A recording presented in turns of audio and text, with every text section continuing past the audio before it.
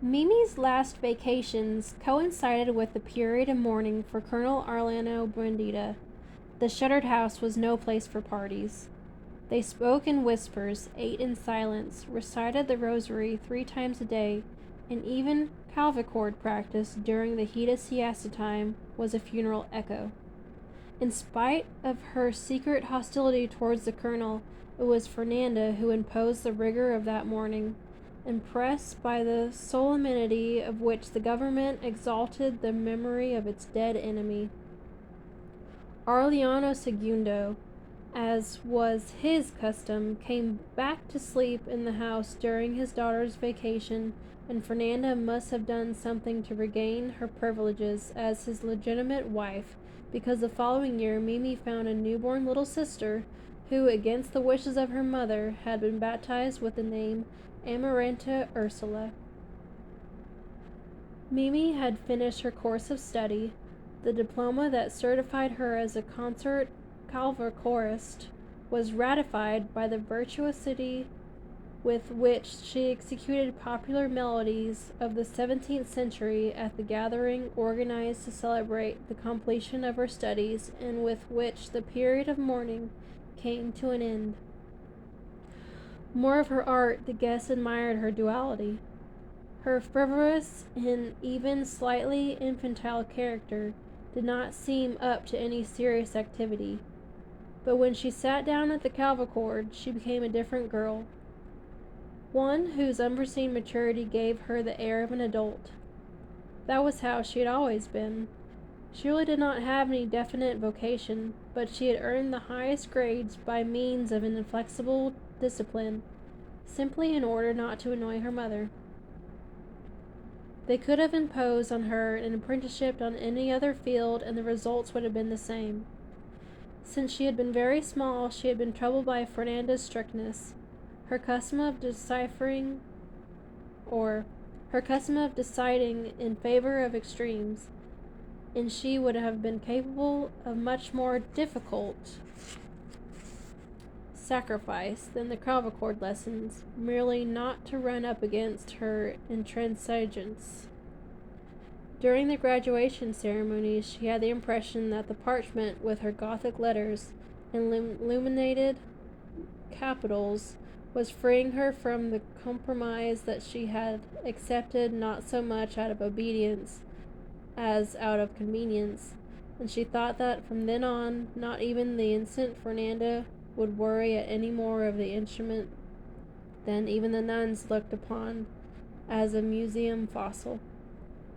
During the first years, she thought that her calculations were mistaken, because after she had put half the town to sleep, not only in the parlor, but also at all charitable functions, school ceremonies, and patriotic celebrations that took place in Macondo, her mother had still invited to the house every newcomer whom she thought capable of appreciating her daughter's virtues. Only after the death of Amaranta, when the family shut itself up against its period of mourning, was Mimi able to lock the clavichord and forget the key in some dresser drawer without Fernanda being annoyed on finding out when and through whose fault it had been lost.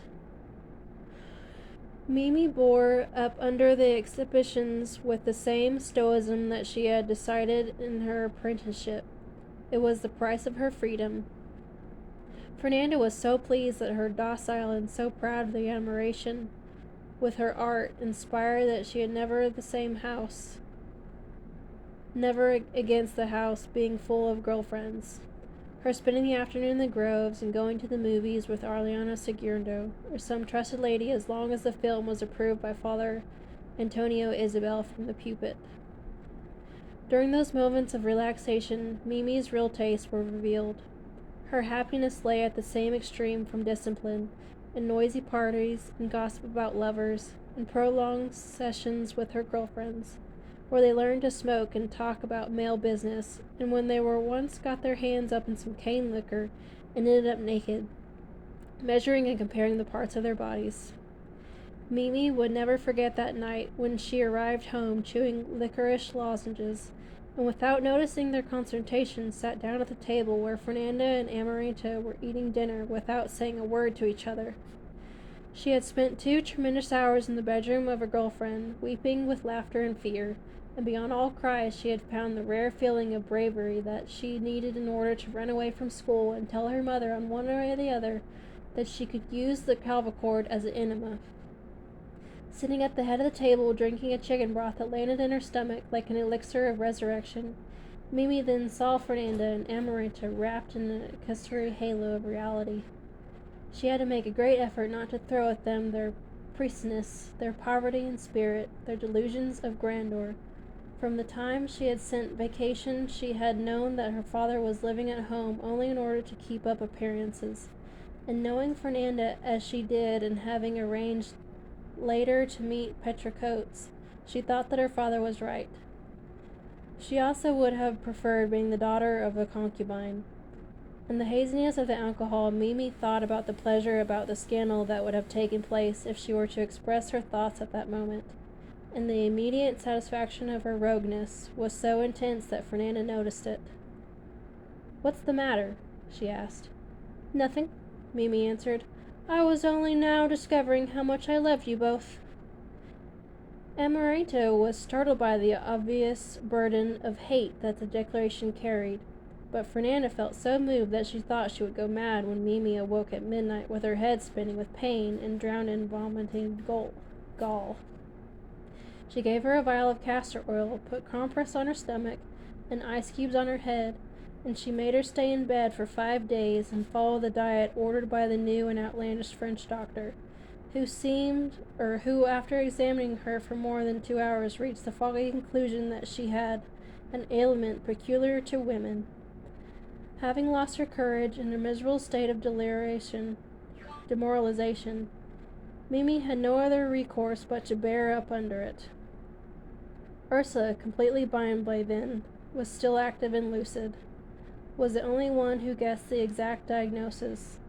"As far as I can see," she thought, "that's the same thing that happens to drunken people." But she not only rejected the idea, she reproached herself from the frivolity of her thought. Arliano Seguno felt a twinge of coincidence when he saw Mimi's state of prostration, and he promised himself to take better care of her in the future. That was a relationship of jolly comradeship whose born between father and daughter, which freed him for a time from the bitter solitude of his rivals, and freed her from Fernanda's watchful eye without necessity of provoking the domestic crisis that seemed inevitable by them. At that time, Arliano Segundo postponed any appointments in order to be with Mimi, to take her to the movies or the circus, and he spent the greater part of his idle time with her. In recent times, his annoyance with the absurd obscenity that prevented him from tying his shoes, and his abusive satisfaction with all matter of appetites that began to sour his character. The discovery of his daughter restored his former joviality, and the pleasure of being with her was slowly leading him away from dissipation.